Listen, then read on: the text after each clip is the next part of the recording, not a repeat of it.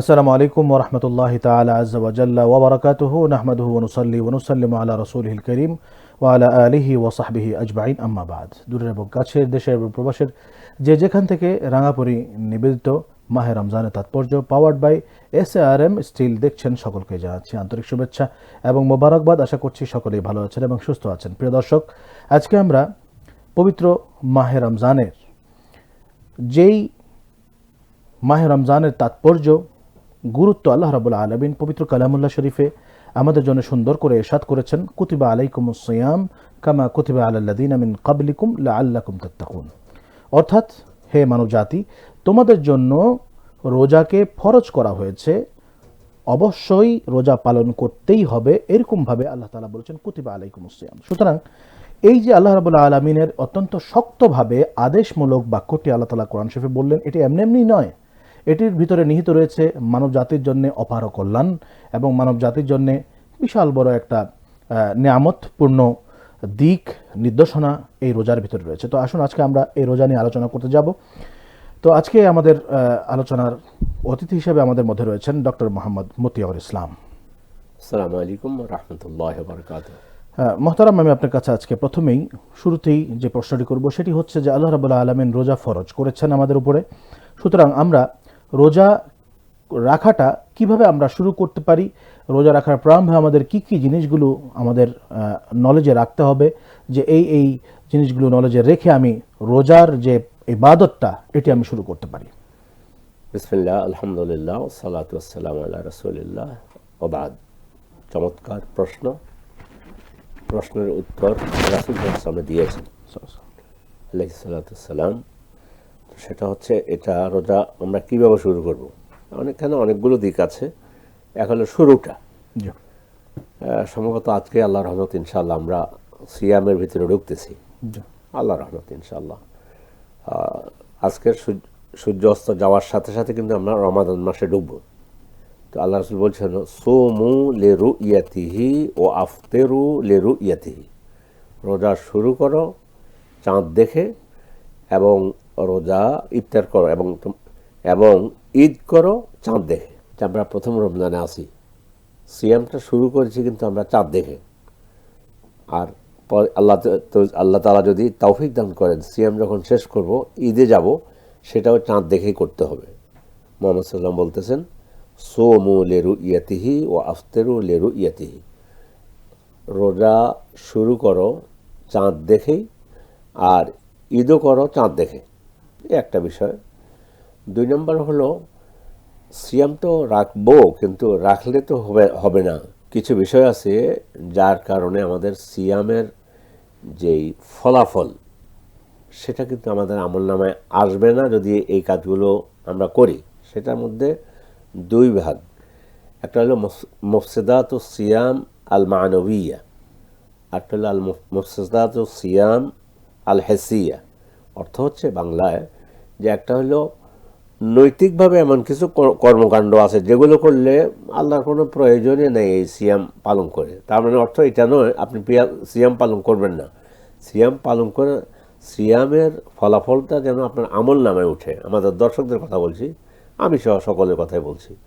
সেটা হচ্ছে, আল্লাহ রাসূল বলেছেন, মান লাম ইয়াদা কাউলা যুরি ওয়াল আমালা বিহি ফালাইসা লিল্লাহি হাজা আন ইয়াদা তুআমাহু ওয়া শারাবা।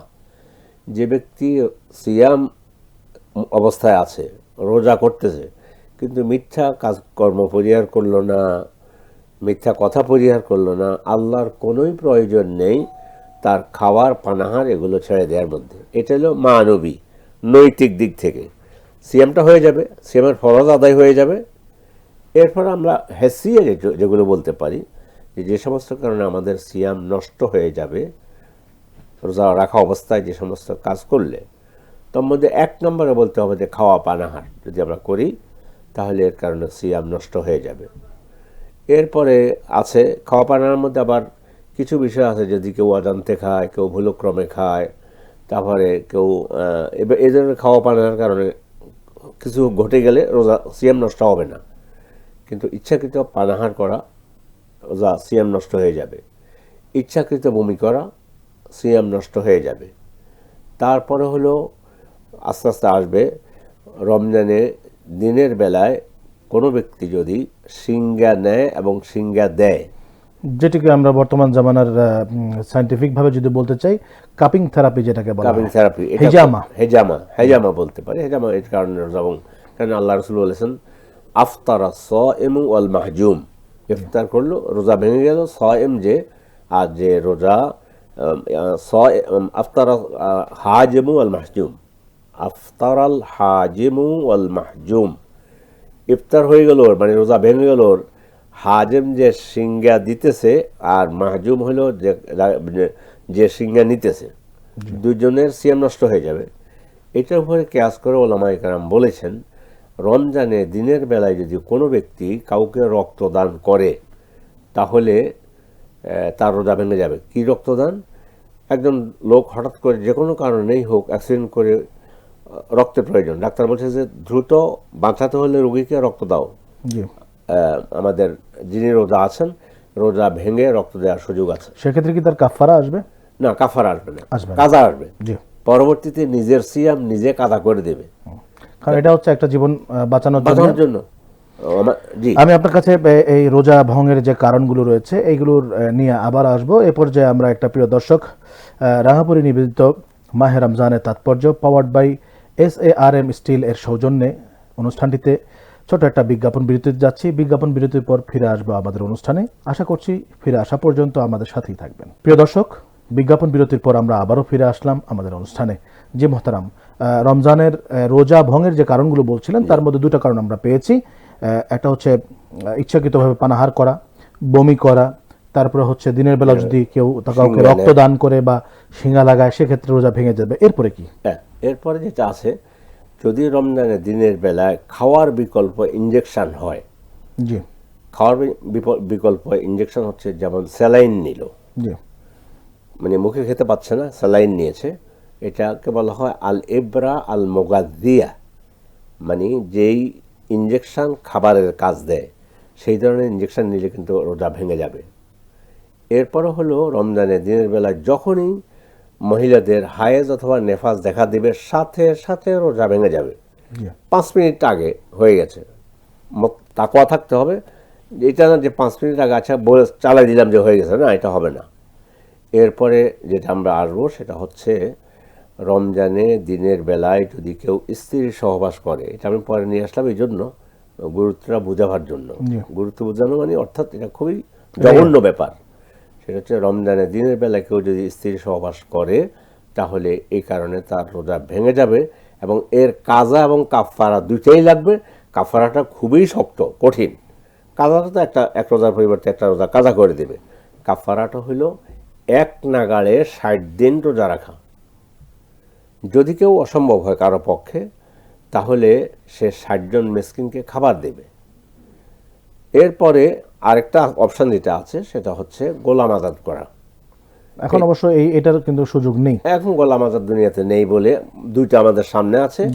এক নাগাড়ে রোজা রাখতে হবে, যদি মাঝখানে ভেঙে ফেলে একটা তাহলে আবার কিন্তু এক নাগাড়ে। তো এটাও অনেক সময় অনেকের হয়তো সম্ভব না হলে আল্লাহ তাআলা আল্লাহ রহমানুর রহিম, সেটা হচ্ছে তিনি ওই যে অন্তত পক্ষে 60 জন মিসকিনকে খাইয়ে দেওয়ার জন্য এই ব্যবস্থাটা রেখেছেন। তো একটা বিষয়। আর নিফাস সম্পর্কে একটা বিষয় না বললেই নয়, সেটা হচ্ছে নিফাস সম্পর্কে আমাদের সমাজে একটা ধারণা এভাবে আছে যে ছেলে মেয়ে হওয়ার পর থেকে যে ব্লিডিংটা হয় এটাকে নিফাস বলে। তো নিফাস হলে স্বাভাবিক একটা ধারণা মানুষের মধ্যে এটা যে 40 দিন নামাজ রোজা করতে নেই। আসলে বিষয়টা এইভাবে নয়। নিফাসের কোনো ন্যূনতম কোনো সময় নেই, অনূর্ধ্ব 40 দিন হতে পারে। এখন একজন ব্যক্তি, কোনো বোন, আমাদের কোনো মা, কোনো বোন রমজানের 20 দিন আগে কথার কথা দিলাম তিনি তার বাবু হয়েছে, সন্তান হয়েছে, রমজানের ঢুকছে, এখন 10 দিন গিয়েছে। 10 দিন যাওয়ার পরে 10ই রমজান তিনি ভালো হয়ে গিয়েছেন, নেফাস ভালো হয়ে গেছে, তাহলে পরের দিন থেকে তিনি সিয়াম পালন শুরু করবেন। হ্যাঁ, 20 রমজান পার হয়ে গেলে 40 দিন হয়ে গেল। 21 রমজান যদি তার ওই ব্লিডিং বন্ধ না হয় তাহলে কিন্তু ওনাকে তিনি ওই অবস্থায় সিয়াম রাখতে করতে পারবেন। সেটাকে তখন রোগ হিসাবে ধরা হবে। তো এইটা আমাদের অনেক ভাই, অনেক বোনেরা, অনেক মায়েরা জানে না। তো এই বিষয়টাও আপনার মাধ্যমে সোজা কথা, জি, যে সিয়াম পালন করার মুহূর্তে কারো যদি প্রেগন্যান্সি মুহূর্তে তার ডেলিভারি হয়ে যায় ডেলিভারি পরবর্তীতে যে ব্লিডিংটা হয় এটার সময়সীমা ইসলাম বেঁধে দিয়েছে 40 অনূর্ধ্ব 40 দিন পর্যন্ত। 15 দিন। এর উপরে গেলে তখন নামাজরা বাদ দেওয়া যাবে না, তখন নামাজ কন্টিনিউয়াস চালাতে হবে।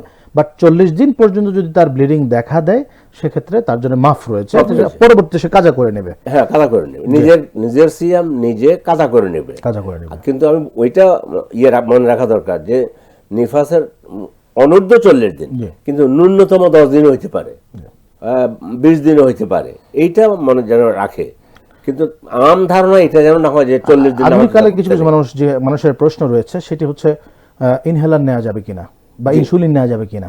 জি, এ ব্যাপারে আহলে ইলম বলেছে ইনহেলার এবং ইনসুলিন এই দুটোই নেওয়া যাবে।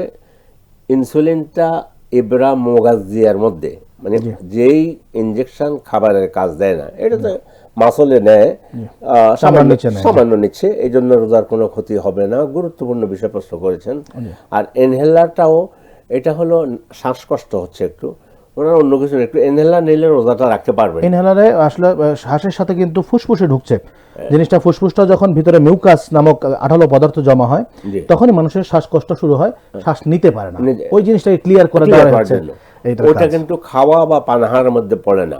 আল্লাহ যে বলছে ওয়াকুলু ওয়াশরাবু হাত্তা ইয়াতাবায়্যানা লাকুমুল খাইতুল আবিয়াদু মিনাল খাইতিল আসওয়াদি মিনাল ফাজর, এই আয়াতের অধীনে খাওয়া পানাহার মধ্যে পড়ে না। বিড়ি সিগারেটের ধোঁয়া অন্য কারো নাকে গেলে কি তার রোজা ভাঙবে কিনা? না, অন্য কারো নাকে গেলে সেটা নাক দিয়ে ভিতরে যাচ্ছে না, কিন্তু যে বিড়ি টানতেছে, সিগারেট টানতেছে, তার তো একটা অংশ, একটাকে বলা হয় পার্শ্বস্রোত আর একটা হলো মুখ্য স্রোত। মুখ্য স্রোত তো তার ভিতরে যাচ্ছে, এই ভিতরে যাওয়ার কারণে বিড়ি সিগারেট পান করা এটা রোজা ভঙ্গের কারণ। আপনাকে অসংখ্য ধন্যবাদ। আমাদের আলোচনার শেষের দিকে আমরা চলে এসেছি। প্রিয় দর্শক, রাঙাপুরে নিবেদিত মাহে রমজান মুবারকের তাৎপর্য পাওয়ার্ড বাই SARM স্টিল এর সৌজন্যে আপনারা দেখছিলেন পবিত্র রমজান মাসের বিশেষ অনুষ্ঠান। আমরা শেখের কাছ থেকে আজকে যে জিনিসগুলো জানলাম সেটি হচ্ছে কোন কোন কারণে রোজা ভেঙে যেতে পারে, এবং এই ভাঙার কারণগুলোকে অ্যাভয়েড করে যদি আমরা আল্লাহর নামে নিয়ত করে আমরা রমজান মাসের রোজা রাখা শুরু করি, আশা করা যায় ইনশাআল্লাহ যে আল্লাহ রাব্বুল আলামিন আমাদের রোজাগুলোকে কবুল এবং মঞ্জুর করে নেবেন। তো আসুন পবিত্র রমজানের পবিত্রতাকে অক্ষুণ্ণ রেখে আমরা সকলেই যেন রোজা পালন করতে পারি। আল্লাহ তাআলা সেই তৌফিক আমাদেরকে দান করুন, আমিন। আসসালামু আলাইকুম ওয়া রাহমাতুল্লাহি ওয়া বারাকাতুহু।